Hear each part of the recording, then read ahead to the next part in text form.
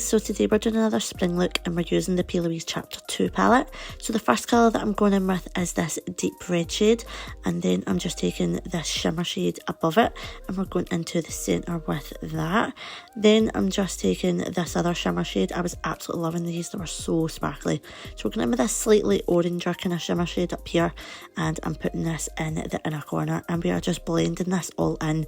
I just really wanted to play about with these colours because they're absolutely beautiful and they kept on catching my eye, and I wanted to do something quite orangey red, like summer kind of vibes, to be fair.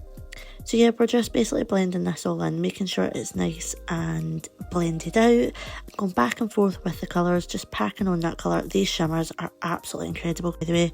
If you do not own the Louise Chapter palettes, then like you are missing out, because it's got highlighters, it's got bronzers, and it's got eyeshadows and a set of blushes as well.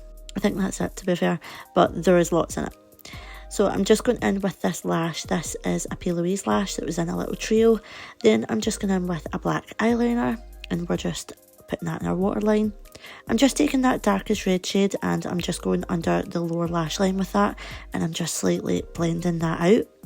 Then we're taking that sparkly light kind of orange shade and we're putting that in the inner corner here.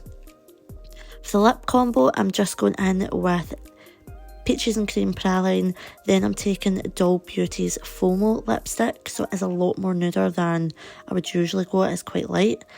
Then I'm just taking Fortune Cookie by NYX, their lip gloss. Sorry if I sound like I'm whispering, guys, I'm just voiceovering this on CapCut because it's just so much quicker. I normally use my little mic and stuff, but I'm in my bed just now, so I thought I would just quickly get this video done for you guys, as loads of people have been asking for more spring summer looks, so I hope you guys like. So here I'm just doing some finishing touch-ups, blending it all out, just making sure it's kind of seamless.